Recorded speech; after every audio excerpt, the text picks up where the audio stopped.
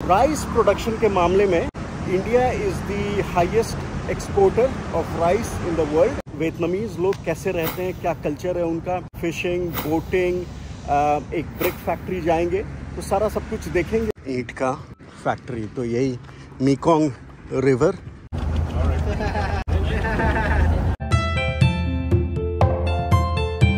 ये raw cocoa fruits और ये पूरा प्रोसेस कैसे चॉकलेट बनता है। तो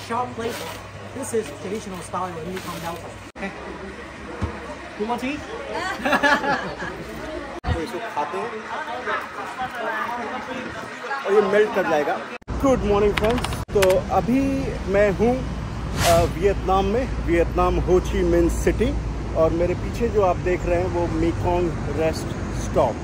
तो हो ची मिन्ह सिटी में अभी 2-3 दिन से हैं और आज जा रहे हैं हम लोग एक मेकोंग डेल्टा, मेकोंग रिवर है यहाँ पर, और मेकोंग डेल्टा एरिया में घूमने के लिए जा रहे हैं। और वहाँ क्यों जा रहे हैं, तो मेकोंग बेसिकली एक रिवर है, तिब्बत से शुरू होती है और 6 countries, Tibet, China, Laos, Cambodia, Thailand और फाइनली वियतनाम में वो एंड करती है। तो ये साउथ वियतनाम में ये रिवर है, और इसलिए हम लोग देखने जा रहे हैं क्योंकि करीब 6000 साल पहले मेकोंग डेल्टा एरिया, मतलब रिवर जहाँ सी में मिलता है, वो एरिया था नहीं। तो over a period of many 1000 years जो सारी कंट्रीज से सॉइल वगैरह आके डिपॉजिट होते ये मेकोंग डेल्टा एरिया अब बन गया है। तो यहाँ पर क्या है कि राइस प्रोडक्शन के मामले में India is the highest exporter of rice in the world.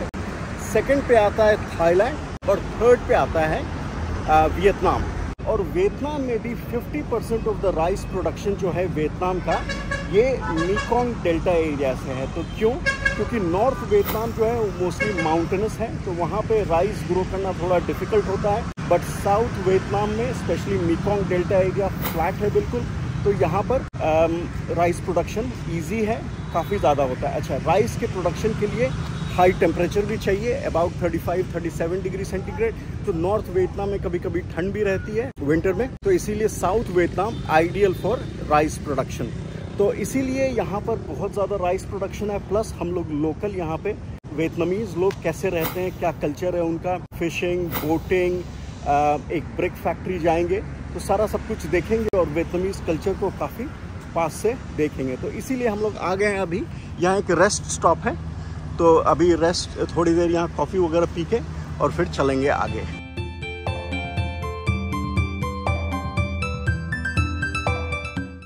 ये रेस्ट स्टॉप वाला एरिया है, अच्छा बना रखा है, अच्छा लैंडस्केपिंग वगैरह है, और बीच में यहाँ पे छोटा सा पॉन्ड, और उधर और सीटिंग अरेंजमेंट्स, इधर भी और लोग हैं। अच्छा रेस्ट स्टॉप है, स्मूदी वगैरह,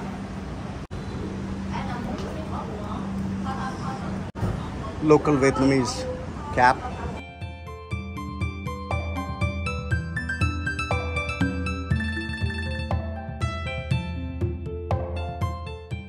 ये कोकोनट स्मूदी हम लोग ले रहे हैं।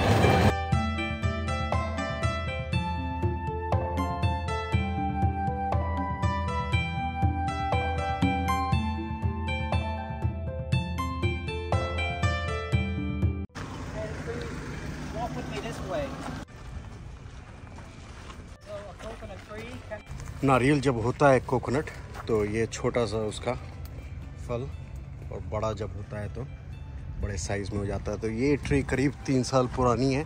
कोकोनट का बहुत बड़ा एक्सपोर्टर है वियतनाम। बता रहे थे कि करीब 200 चीज़ें बना सकते हैं कोकोनट से। मैट्स हो गए, कोकोनट कैंडी, उसके शेल से बहुत सारी चीज़ें। इधर देखिए ये ब्रिक्स यहाँ पर है, ईंट का फैक्ट्री। तो यही मेकोंग रिवर, यही वाली है मेकोंग डेल्टा, और इसी से मिट्टी निकाल के, सॉइल निकाल के यहाँ पर ये ईंट बनाएंगे, ब्रिक्स बनाएंगे। तो अभी देखते हैं, यहाँ पर अंदर दिखाएंगे अभी ये कैसे बनाते हैं।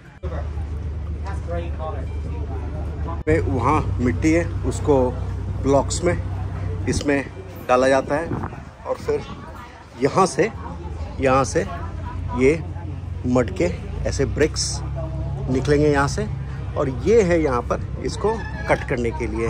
तो मेटल का स्ट्रिंग है जिससे कि ये जो मड के जो ब्रिक्स हैं उसको कट करके ब्रिक के साइज़ में।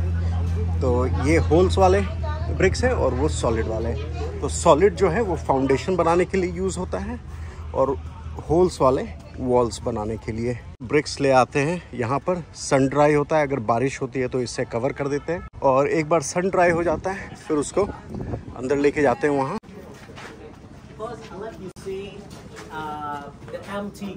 सन ड्राइड ब्रिक्स लाने के बाद इधर इसमें, और वो जो है वो ब्रिक किल्स हैं और इसमें फायर में, आग में बेक होता है ब्रिक्स।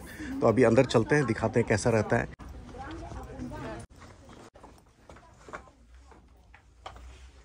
ये पूरा ब्रिक्स यहाँ पे स्टैक करके ऊपर से वहाँ तक,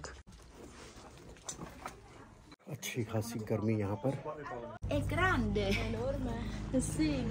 फिर उसके बाद पूरा स्टैक करके, जो स्टैक कर रहे हैं वो ऊपर से उतरते हैं, ऊपर जो होल था उससे सीढ़ियों से ऐसे नीचे आते हैं क्योंकि वो तो पूरा भर जाता है। उसके बाद क्या करते हैं कि उसके डोर को मड से पूरा भर दिया जाता है, तो क्लोज हो गया वो। और ये राइस हस्क है, इसको फिर जलाते हैं, यहाँ जलाते हैं। और इधर देखिए इतना सारा राइस हस्क जो है वो लाया हुआ है, इसको जलाते हैं और 2-3 हफ्ते इसको बेक करते हैं। एक बार बेक हो जाता है फिर उसको यहाँ से निकालते हैं और जब बेक हो जाता है तो राइस हस्क जो है वो ऐश बन जाता है। तो ऐश जो होता है वो यहाँ रखा हुआ है और ऐश फिर से फार्मर्स के पास वापस जा सकता है क्योंकि फर्टिलाइजर जैसा उसको यूज किया जाता है। तो ये पूरा प्रोसेस होता है ब्रिक्स बनाने का मड से। ये भी एक अच्छा खासा टूरिस्ट अट्रैक्शन है, ब्रिक्स बनाना मड से। तो एक पूरी इंडस्ट्री है, दूसरे लोग जो हैं वो मड लाते हैं रिवर से, दूसरी फैमिली जो है वो ब्रिक्स बनाएगी, फिर राइस हस्क लाते हैं फार्मर्स के पास से, बर्न्ड राइस हस्क फिर ऐश फर्टिलाइजर के रूप में फिर से फार्मर्स के पास जाता है। तो पूरा रिसाइकिल होता है। और अभी यहाँ पे जो बोट्स हैं उनसे चलेंगे मेकोंग रिवर में बोटिंग पे और देखते हैं कैसा रहता है उधर। चलते हैं अभी इस बोट पे।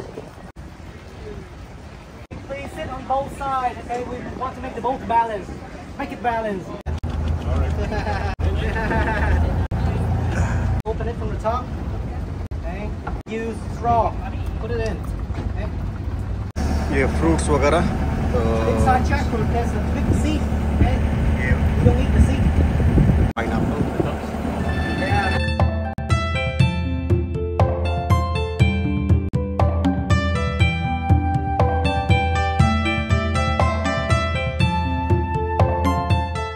So last year, 30% of the population in Mekong Delta moved to other areas.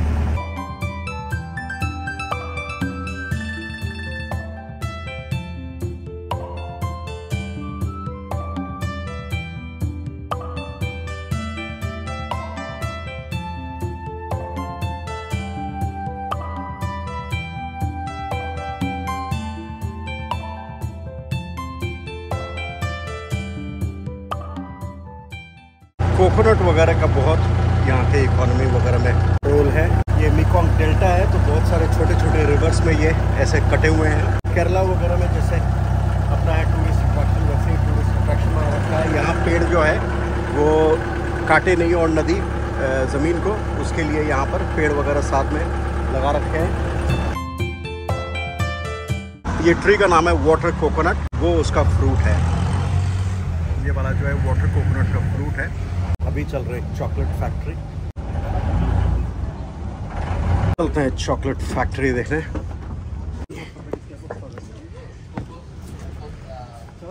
Chocolate factory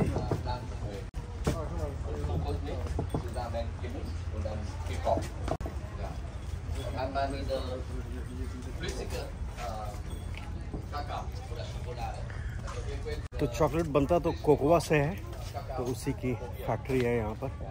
family run business वगैरह ही मोस्टली रहते हैं यहाँ पर।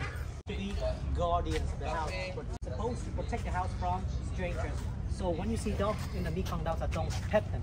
If the owner is not there and don't touch them, they might bite you. Cocoa tree को hot weather, humid weather चाहिए, तो यहाँ पे कोकोआ ट्री ट्रॉपिकल एरिया में ग्रो करने के लिए काफ़ी अच्छा है। तो यहाँ कोको ट्री काफ़ी होते हैं। Cocoa fruit, cocoa fruit. Mango की तरह, fresh mango, So, coco tree. तो चॉकलेट बनाने के लिए ये कोका फ्रूट्स हैं। तो फ्रूट्स को बेसिकली ऐसे ओपन कर देना होता है और ये जो अंदर सीड्स हैं उसको थोड़े दिन के लिए बाहर रख देते हैं, 7 दिनों के लिए फर्मेंट होने के लिए, नेचुरल फर्मेंटेशन। नेचुरल फर्मेंटेशन के बाद उसको सन ड्राई करते हैं थोड़े दिनों तक, 3 दिनों तक, and then beans are roasted. तो यहाँ पर जो है गैस पे इसको रोस्ट कर दिया जाता है, तो बीन्स फिर ऐसे दिखते हैं। उसके बाद क्या होता है, जो बीन्स होते हैं उनके ऊपर हस्क होता है, अंदर बीन्स होते हैं। हस्क जो है वो आपको जैसे ये है, तो ये अंदर का बीन है। जो नट्स हैं, जो बीन्स हैं, वो बिल्कुल ऑलमोस्ट समझिए पीनट्स की थोड़ा बिटर, बट पीनट्स जैसा ही टेस्ट रहेगा उसका। एक बार रोस्ट हो गया, उसके बाद क्या करते हैं कि कोकोआ बीन्स और हस्क अलग अलग कर लिए, और उसके बाद बीन्स को जो है इस ग्राइंडर में डाल के उसको कूट के, या फिर ये जो ब्लेंडर है उसमें करके फिर ये बन जाता है chocolate powder. So this is chocolate powder, and then chocolate powder, coconut milk और coconut oil mix, not in fresh milk हाँ यहाँ नहीं, बट यहाँ पे कोकोनट और बटर में मिक्स करके यहाँ पे ये चॉकलेट बन गया। तो चॉकलेट यहाँ पे टेस्ट कर सकते हैं।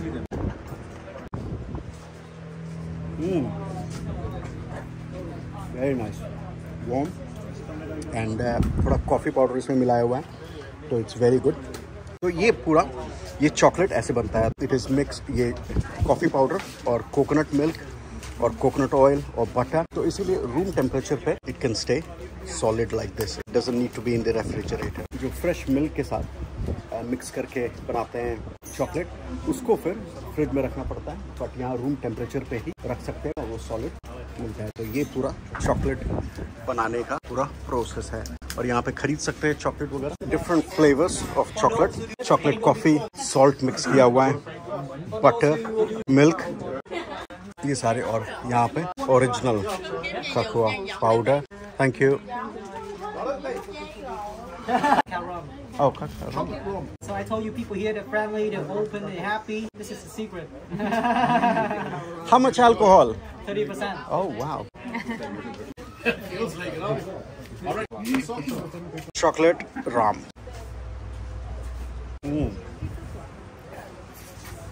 Rum and chocolatey rum. ये रॉ कोकोआ फ्रूट्स और ये पूरा प्रोसेस कैसे चॉकलेट बनता है।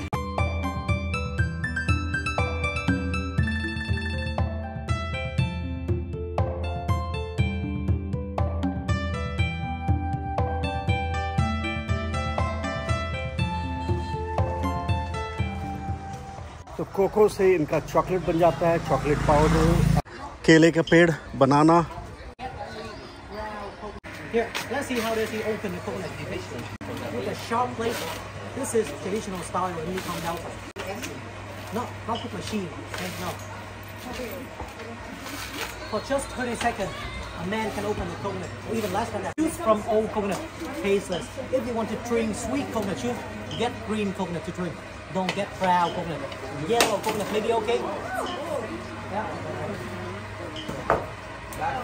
See, thick meat in that. Good.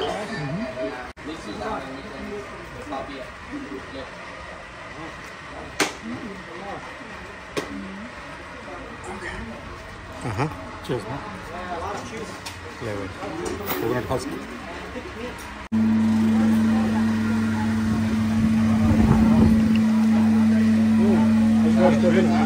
That is coconut milk with just a little bit of meat. Okay, we use coconut milk to make candy, not coconut meat. Okay, after we extract all the milk, we keep it for animals like pig, chicken, or we use it to make fertilizer, or we simply burn it. Okay, like we can eat, but like we can use it for other purposes too. Okay, you want to eat? So candy कैसे बनेगा coconut से? Coconut यहाँ पर है कि shell को निकाल देते हैं, उससे मैट वगैरह बन जाएगा, बहुत सारे यूजेस हैं उसके।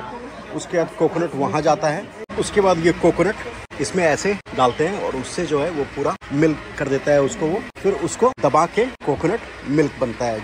फिर कोकोनट मिल्क